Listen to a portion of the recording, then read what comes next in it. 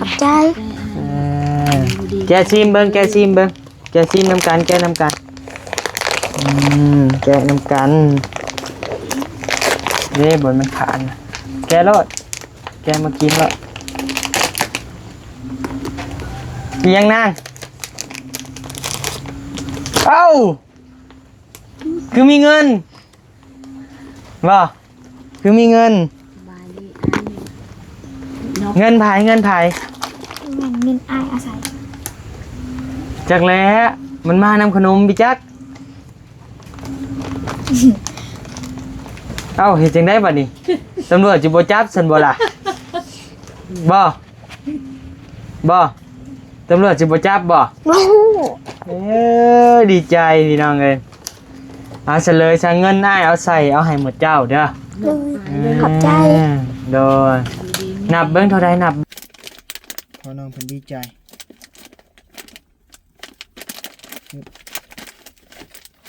นี่นั่งเลยนั่งเบิ้งเอาขอถามเนี่ยว้ายยังไงนะโอ้กูตกใจดิกี่เดือนยังโพดเท่น่ะกี่เดือนง่วงเอาเป็นเงินชดนี่ให้หมดเจ้าซะเอาให้แม่จะไว้ซื้ออยู่ซื้อกินนั่นเด้อซื้อเสื้อผ้านักเรียนก็ได้หรือว่าไว้ซื้อข้าวไว้ซื้อกินเด้อดีใจบ่เอามาให้ดีใจสำใดดีใจแฮงเย่โดเย่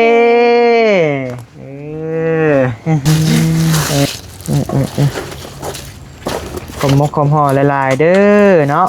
มีจิตใจเผื่อแผ่ดีนี่พี่น้องเลยเนาะเนี่ยใจดีอะดิพี่น้องเลยไปหาบ่เมื่อยบ่โทษบ่ได้ทำนี่นะบ่เมื่อยหรอกบ่เมื่อยดอกมันมีโยหรือพอได้กินนะไหมโอ้จงไว้กินแน่ล่ะบ่อีกแต่เมื่อวานนี่กับแม่กับแกงอยู่หรอกเอ้าพี่น้องเลยคนให้จน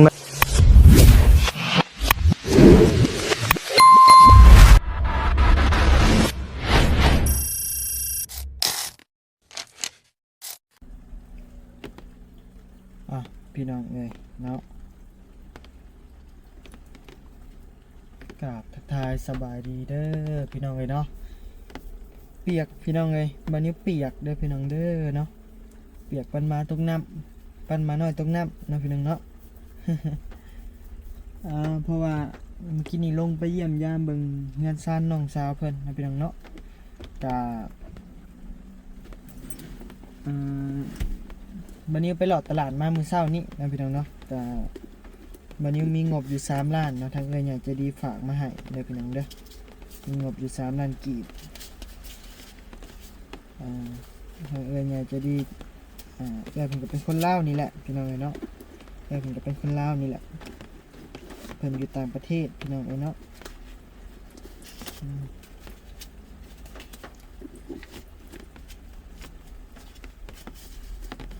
เพิ่นอยู่ต่างประเทศพี่น้องได้ฝากเงินในบานิวนะจำนวนเงิน3 ล้านพี่น้องเนาะเป็นเงินกีบเป็นฝากมาเติมน้ำมันน้ำเนนะพี่น้องเนาะเป็นช่วยบานิวเติมน้ำมันน้ำสั่นเนาะกะยังเหลือเงินซื้อเครื่องนี่3 ล้านพี่น้องเนาะบานิวก็ซื้อไปหมดหลายเติบพี่น้องมัดเกือบ2 ล้าน3 ล้านมัดเกือบ2 ล้านพี่น้องมันให้ซื้อ เพราะว่าเอ้ยเพิ่นว่าจัดหนักจัดเต็มเลยนะพี่น้องเนาะเดี๋ยวสินับเป็นเงินเหลือเด้อ1 2 3 4 5 6 7 8 9 10เหลือเงินล้านเอ็ดกับ32,000 กีบเด้อพี่น้องเด้อล้านเอ็ดกับ32,000 กีบเดี๋ยวเงินจำนวนนี้ปานิวก็สิมอบให้น้องเพิ่นเลยเนาะแต่ว่าสิเซอร์ไพรส์น้อยนึงนะพี่น้องเนาะเฮ็ดแบบเซอร์ไพรส์น้อยนึง1 2 3 4 7 8 9 10เดี๋ยวบัดนี้สิเฮ็ดเซอร์ไพรส์น้องเพิ่นน้อยนึงพี่น้องเอ้ยนี่ก็ไข่เซอร์ไพรส์ซื่อๆเด้เนาะพี่น้องเนาะนี่ก็นี่ละเดี๋ยวหาก่อน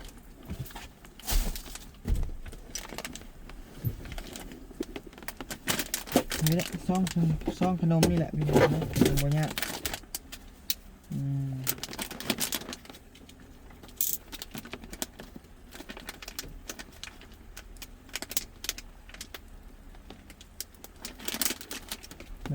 เดี๋ยววางแผนก่อนนี่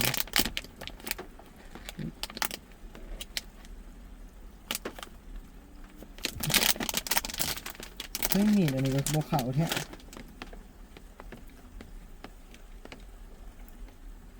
มัดคมเลย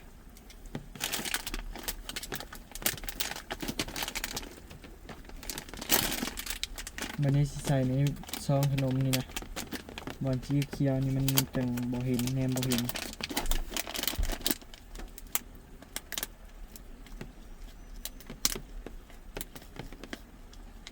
นี่ดิ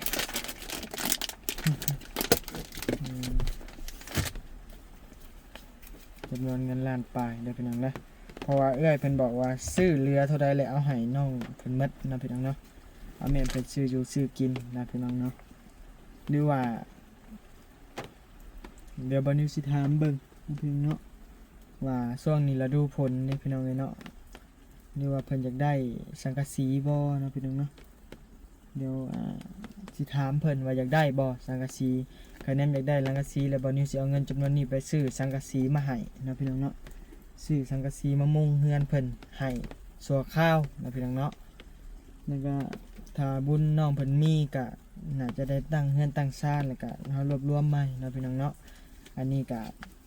คะแนนสังกะสีมามุงก็สิพออยู่พี่น้องเนาะเอาสังกะสีธรรมดา8ฟุตนะเอาตัว8ฟุตมามุงก่อนก็ได้พี่น้องเนาะเห็นดีนำบ่นะพี่น้องเนาะดีแน่เลยแต่ว่านะตอนนี้วันนี้ต้องเฮ็ดเซอร์ไพรส์น้องเพิ่นก่อนพอน้องเพิ่นดีใจ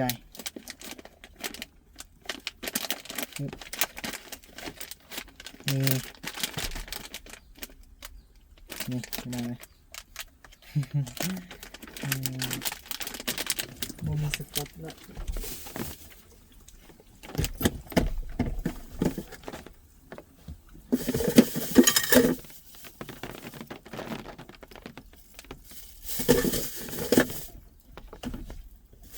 นี่แหละน้องเพิ่นคือสิบ่เห็นเนาะนี่พี่น้องเนาะ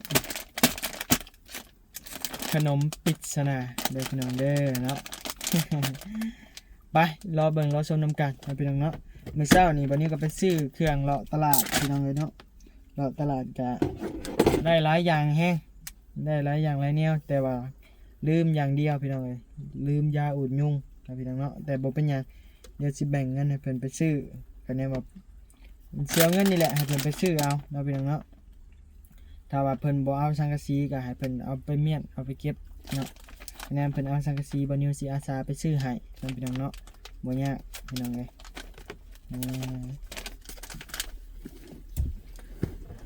ไปจังว่ากันนะพี่น้องเนาะรอทางไอ้มีกเพิ่นเสร็จสิ้นก่อนนะพี่น้องเนาะไปพี่น้องเอ้ยโตนี่เด้เงินชาติน้องเพิ่นพี่น้องเอ้ยอันน่ะเฮือนไผน้อน่ะพี่น้องเนาะโตเดี๋ยวเบิ่งเด้อไมค์มันบ่เปิดพี่น้องเอ้ยโอเคได้ละ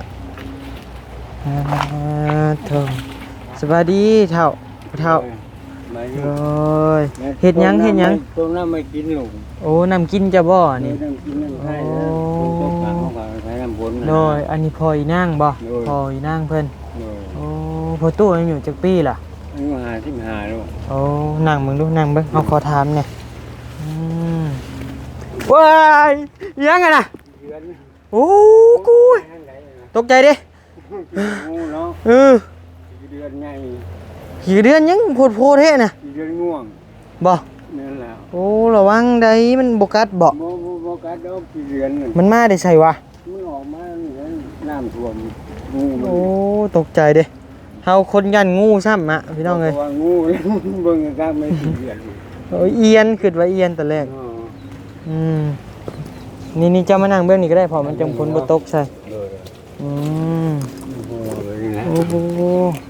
เจ้าน่ะพ่อน้องเพิ่นเนาะอายุ55ปีโอ้แม่เพิ่นได้อายุจักปีซะแม่เพิ่นปี18แล้ว ปี18คือไม่ได้ลูกน้อยแท้ซะ ได้ลูกน้อยเพิ่นเอาอันนั้นเพิ่นผัวเพิ่นไปที่ตัวก่อนเพิ่นกับป้าผัว โอ้ ตัวละ ใช้เอา ปะ มือเบิ่งเอามือลงมันบังหน้าเจ้ากิน เดี๋ยวเลย ลูกนะบ่แม่นลูกเจ้า ลูกนี่ลูกกับเพิ่นนี่2 คน3 คนเจ็บคนนึงลูกก่อน มลูกเจ้าบ่สองคนอยู่นั่นนี่ แม่น อืมโดยเจ้านี่เป็นผัวที่สองแล้ว แม่น อืม เป็นคนที่สอง ในบัดนี้ ไปเฮ็ดงานกันนี่แล้ว เป็นมาจังได้จังพากันมาอยู่ในป่าในดอน ที่แต่ก่อนก็มาเฮ็ดหน้าน้ำสาวพ่อนี่ โดย เฮ็ดหน้าน้ำสาวอยู่ทุ่งน่ะพ่อผัวเพิ่นเสียแล้วเพิ่นก็กลับเมื่ออยู่บ้าน โดย แล้วพ่อก็บ่ได้ไปบ่ได้เมื่อ อืม ก็มันน่ะ แล้วมาตั้งรักปักฐานอยู่นี่บาดนี้ แม่นพอเพิ่นอยู่ มาขอดินเพิ่นอยู่บาด โอ้ย โอ้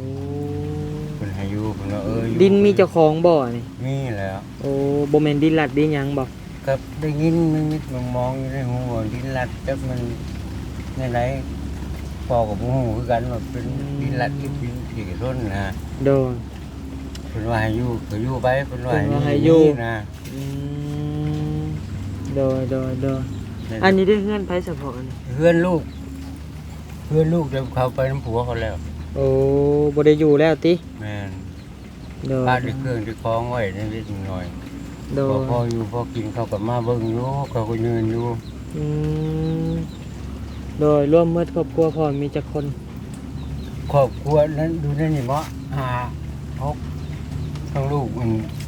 นี่นะผัวเอาผัว2 คนนี่เด้ อืม ไปอยู่น้ำผัวแหละ โดย นอนทุกข์นอนยากอยู่แหละ โดย น้าเฒ่ากินคำ เอาเนาะเหมือนเฮาเข้ามามื้อนี้กับบ่ฮู้เด้อว่าสิซอยได้ซำใดพอเด้อมีแต่ให้ครอบครัวเจ้าสู้ๆเด้ออยู่ดีมีแฮงโดยเดี๋ยวเฮาขึ้นไปหาอีนางเพิ่นก่อนเนาะไปเบิ่งเฮือนเบิ่งซ่านเจ้าก่อนโอ้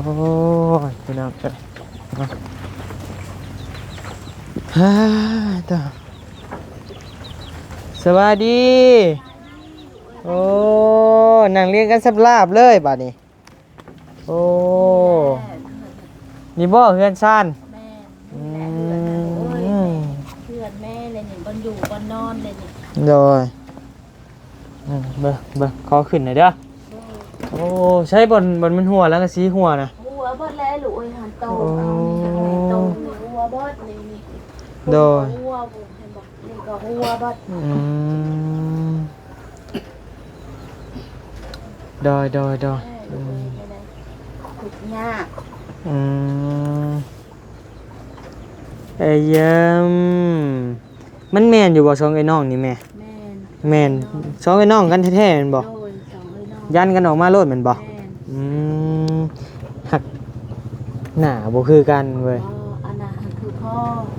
อื น้องนี่ ม คือแม่ โดยอืมสบายดีปะลุงงามๆมาดูสบายดีโอเคเจ้าคือยังใส่สินเก่าอยู่นาง บ่มี เออ บ่มีส่งใส่คือหมูติอันนี้ใส่คอจะเนี่ย อายทางเลยจะกระตอบลูก เออ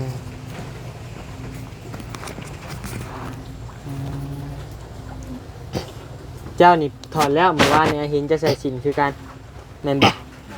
เออโอ้ยพี่น้องเอ้ยส่งเสียหน้าเพกกับพ่อมีได้ใส่บ่นางหรือว่าบ่มีไอ้แนมเบิ่งนี่บ่ปั้นได้นะไอ้เบิ่งนี่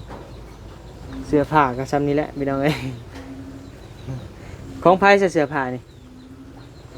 ของนี่ก็ของแม่ อืม จะไล่มีแต่ของแบบมีแต่ต้นใหญ่ มีแต่ตัวใหญ่ๆตัวน้อยบ่มีอืม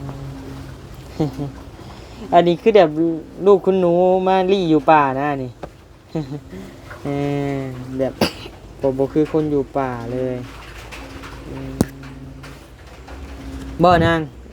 อีนางนี่ชื่อแนวใดไผ ๆ เป็น ออน ชื่อออน ชื่อสอน ออนสอน โดย ไผเป็นเอื้อยไผเป็นน้อง จะเป็นเอื้อยผู้นี้เป็นน้อง โดย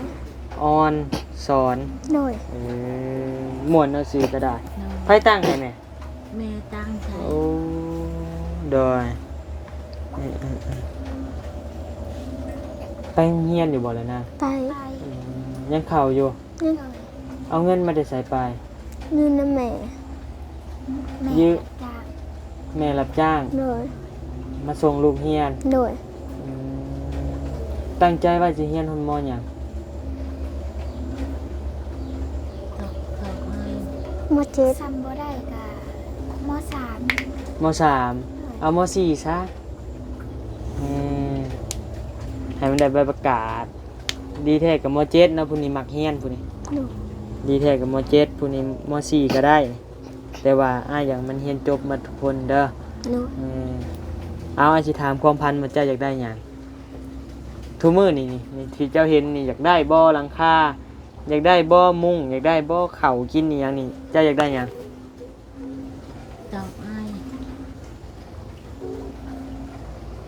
อยากได้ข้าวกิน อยากได้ข้าวกิน โดย โอ้บ่มีข้าวบ่นางอ๋อบ่มีข้าวกิน โดย อ๋อโดยอีนางนี่เด้ซะอยากได้หยัง อยากได้เฮือน อยากได้เฮือน โดย เออสมุดน้อยก็เฮือนได้จะอยากได้หยังตอนนี้ลังกะซีเจ้าหัวนี่จะอยากได้อยู่บ่ อยากได้ อืมอยากได้สังกะสีติเข้ากับสังกะสีเจ้าสิเอาตัวใด เอา เอาข้าว เอาข้าว โดย แม่ก็บ่มีข้าวติ โดย กระสอบยังซะแม่น่ะ อันนั้นค่ะกระสอบเชื้อผ้ากระ โอ้ จะเอาให้ บ่แม่นข้าวติ บ่ ใช้ข้าวนะอยู่ใช้ข้าว กันนี่เขานี่ อืม เขา มีเท่านี้เลย แม่นี่เด้นี่ โอ้เหลือแต่ก้นนี่ แม่ กินได้จักมื้อนี่ มาแมลงกับมือกับเบิด อื แล้ว มเลยไปรับจ้างหยังบัดนี้ หารับจ้างนี่แหละหาหน้ำใหม่ขา อื ยนี่แหละ มโดย คันคนบ่จก น้องเพิ่นว่าน้องสอนน้องซ้อนบ่ น้องอ้อนนะ น้องอ้อน โดย ว่าอยากได้สังกะสีนี่แม่พร้อมบ่อยากได้อยู่บ่ อยากได้กะจักสิเฮ็ดได้ลูกเอ้ยคันว่าเอามาเฮ็ดใหม่ก็มาปลูกใหม่ก็แม่อยู่ผัดดินผัดเจ้าลูกมาแม่นของเฮา อืม คันว่าสิเฮ็ดแบบกันว่าลูกเห็นเป็นดูว่าสิเฮ็ดให้ก็จักสิอยู่ในได้ดินเขาเจ้าเดี๋ยวเขาเจ้าไล่นี่ลูกเอ้ย โอ้ แล้วผัดเขาไล่นี่เลยมางไปมางมาแม่ก็จะได้ สิได้สังกะสีเนาะ โดย อืมว่าง่ายอยากได้ดินเนาะ แม่ ก่อนลักๆเนาะ ได้ดินโดยอยากได้ดินโดยคันว่าลูกคือจงจานที่เห็นเป็นดูผู้ใหญ่คนใจบุญเพิ่นคือจงจานอยากได้ดิน โอ้เท่าใดดินน่ะเพิ่นมีอยู่บ่ขายแถวนี้มีเท่าใด ก็มีอยู่คันว่าสิปันก็เพิ่นก็ปันให้อยู่แถวนี้นี่ลงอยู่ โอ้ นี่เด้ เท่าใดเพิ่นปันให้ บ่ฮู้อืม โอ้ บ่ฮู้ ลองถามมึงเด้อ โดย อืมโดยลองถามเบิ่งแล้วมาบอกเฮาเด้อ โดย หรือว่าบอกไผก็ได้ในทีมงานบนเฮาเขามาหาเจ้านี่นะ โดย บ่นิวมีแต่บอกเขาว่าบ่นิวถามว่าเพิ่นจะขายดินเท่าใดหันนะ โดย เออขายราคาแบบแบ่งปันหันนะ โดย 10เมตรคูณ20บ่เท่านั้นนี่นะลองถามเบิ่งเด้อเออนางนี่อยากได้เฮือนตินางอยากได้ข้าว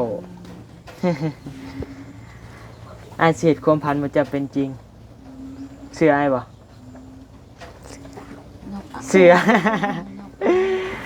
แต่ว่าเฮือนนี่ยังบ่ได้เลยนะ โดย อืมแต่ว่าไอ้มีขนมปริศนาให้มาเจ้าดินอยู่เปลี่ยนไม้พี่น้องเลยไม้แบตหมด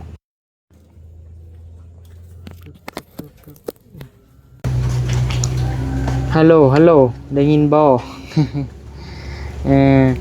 ไอ้ภาวนาให้ความพันมันจะเป็นจริงเด้อนางเด้อ โดย แล้วอ้ายก็บ่ฮู้ว่าอ้ายสิซอยได้ส่ำใดเด้อ โดย อยากได้เฮือนติอันดับแรกก็ต้องดิ้นก่อนแหละเฮือนนี่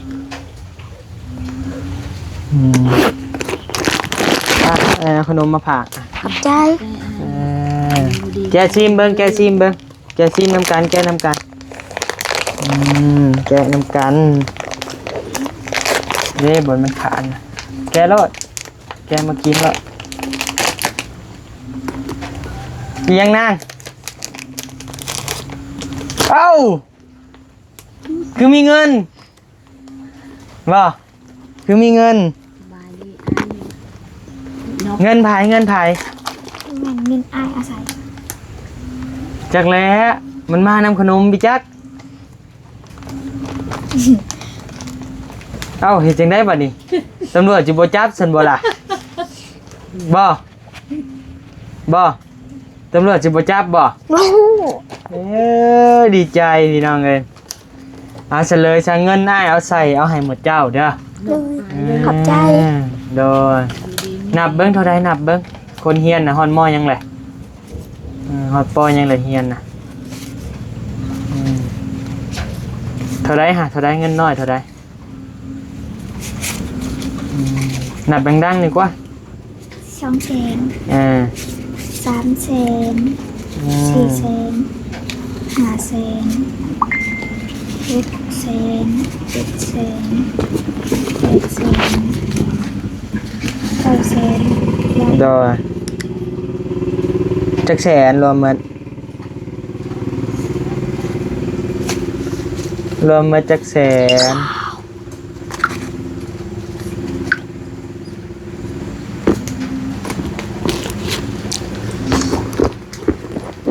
เท่าไหร่รวมหมด ดีใจบ่นาง ดีใจ รวมหมด1,100,000เด้อ1,132,000เด้อ โดย ขอบใจอายสบายดีเด้ เล อย ขอบใจอายลูกขอบใจอายนกเด้อจีลูก ขอบใจ สบายดีแหงเด้อว่ะ โดย ให้โชคให้มานหาเงินหาคำกันให้มันได้ โดยสาธุ เงินโตอายเอาให้น้องให้ไล่คืนหากระเป๋าอายคือเก่า โดย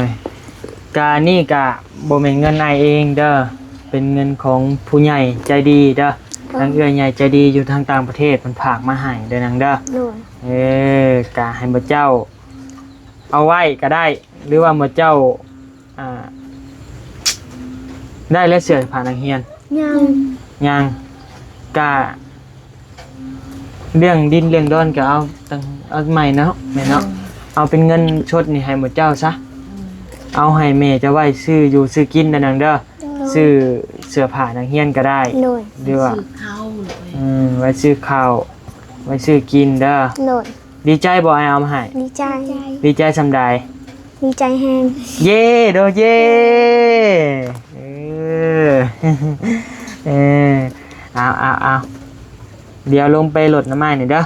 โดย ไปเด้อสำหรับคลิปนี้กับทางระบาวสีกลับก่อน เดี๋ยวพอกันใหม่ในคลิปหน้าเด้อนั่นเด้อเป็นใดก็สู้ๆอยู่ดีไม่แห้งเด้อพัฒนาสิ่งใดก็ขอให้ได้สิ่งนั้นพี่น้องเลยเนาะอยู่ดีไม่แห้ง หาน้ำใหม่ใจน้ำใหม่ก่อน อีหยังเอาหน่อไม้ใส่ให้อีก โดย ไผไปหาหน่อไม้ไผไปหา ไม่ได้ไปเมื่อเช้านี้ โอ้สิเอาหน่อไม้ให้อีกพี่น้องเลยเอาให้ก็เอาพี่น้องเองเนาะบ่ปฏิเสธดีใจแห้งบ่นาง ดีใจ เคยมีคนเอาเงินมาให้บ่ บอก ฮะ เคยแต่เบาลีแล้วเอามาให้ บาลีเอามาให้เท่าใด 600,000 บาลีมาให้600,000 โดย แล้วให้มาซื้อหยัง หายมาซื้อเขา อ๋อชื่ออะไรบ่ นางชีทั้งได้คุณผากมาให้ เดอดีใจนำได้นางเด้อ โดย อันนี้เจ้าก็เก็บไว้จังหน่อยก็ฮอนยามเขาเฮียนกะเขาเฮียนเด้อ โดย หรือว่าเก็บไว้ซื้ออยู่ซื้อกินเด้อ โดย อยากซื้อหลังคาเลยบอกนะบ่าวเด้อบอกแม่เจ้าคะแนนว่าอยากได้หลังคามาแป้งใหม่แหละบอกนะบ่าวไปซื้อมาให้ โดย อันนั้นก็ได้น้องเอ้ย เวลาก็ยังบ่ได้ไปหูหาย ปุ๊แม่เพิ่นสิเอาน้ำไม้ใส่ให้โอ้ปุ๊พี่น้องเอ้ยโอ้ยน้ำพี่น้องเนาะถักไปดิไผไปหามาเจ้าบ่ แม่นี่แหละไปเช้า โอ้ นี้ สิให้หมดเลยสิบอก ให้หมดเลย โอ้ยเอาไปขายนี่ล่ะ บ่ บ่โอ้ยใจดีแท้หาสิกินได้หมดเด้บัดนี้ เมื่อต้มลูกไอ้นอน นั่งลงนะนั่งลงอืม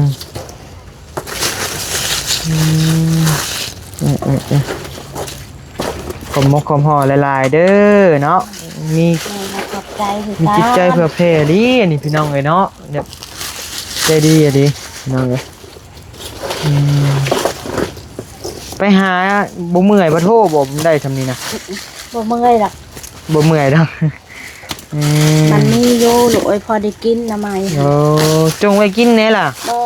บ่อีก แต่เมื่อวานนี่ก็แม่ก็แกงอยู่ลูก เอ้าพี่น้องเอ้ยคนให้จนหมดบาทนี่โอ้ยเนาะขมมกขมห่อหลายๆเป็นคันไปขายนี่เท่าไหร่คันไปขายนี่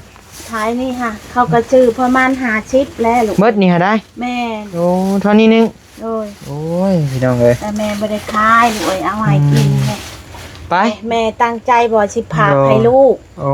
แต่ว่าไปหาแต่เช้า โดยไปเด้อนะบ่าวไปป้าก่อนบัดนี้นะบ่าวเมื่อกันเด้อ น้ำใหม่ไปลงไปให้น้ำเมาลูก อยู่ดีไม่แห้งเด้อนางเด้อ โดย ขอให้เจ้าใหญ่สูงเรียนเก่งๆเด้อ โดย ขึ้นป้อยังมออ่านปีนี่นะ ขึ้นป .3 ปสามเอ้าเงินให้แม่เลย ใจลูกเอ้ย ขึ้นปสามเพื่อได้ซะ ป .4 ปสี่โดยสู้ๆเด้อนางเด้อเป็นกำลังใจให้เด้อ โดย โดยบ๊ายบาย จ้า โดย เอาน้ำไม้ลงให้อาย